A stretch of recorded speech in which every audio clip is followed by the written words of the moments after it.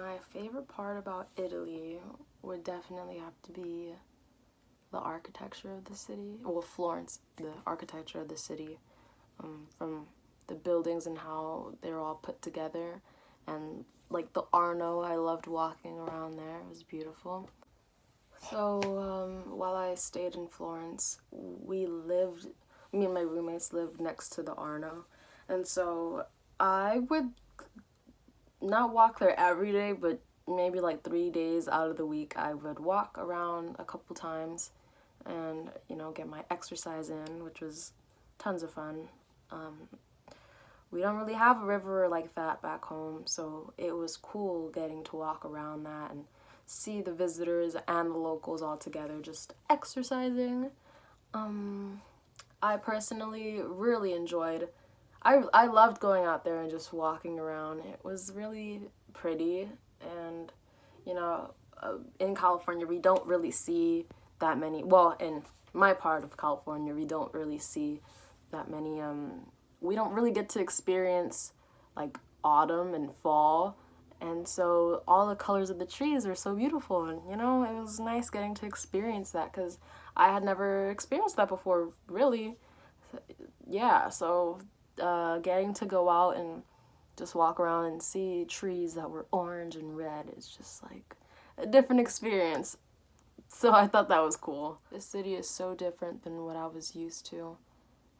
Being back in California, it's just like you don't get to see nice architecture, old-fashioned architecture at that, the way we do in Florence, Italy specifically. Aside from Florence being as beautiful and everything, it's just like all of Italy has its own unique style to it, with the architecture, building layout, everything is just like different than what it is like back home. While I was here, I recorded 1 second every day, and I put it all together to make a video to look back upon, to share with others, and I will insert that.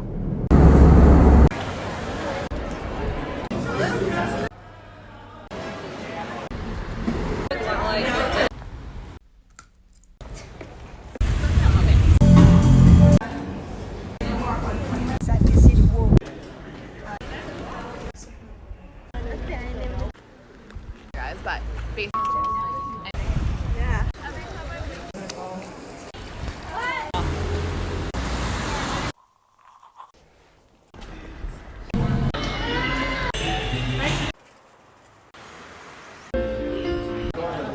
We'll walk. Wanted to come. Those candles.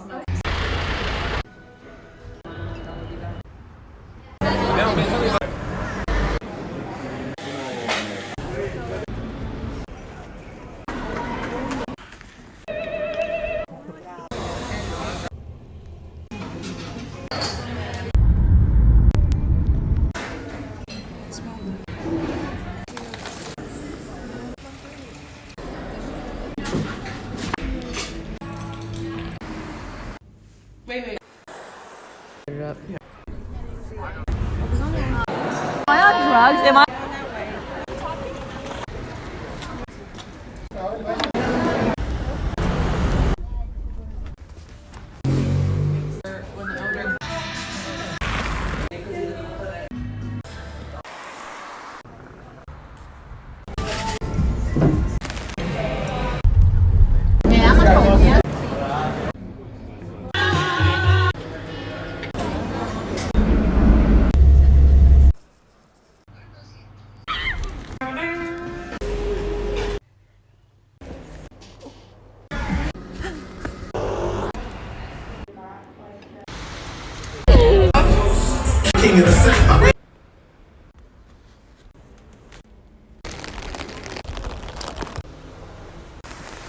you?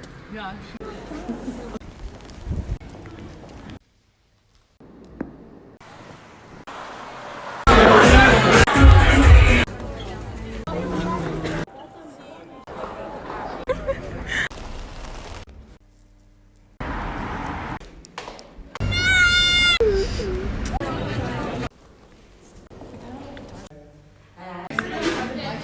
Kỹ lên.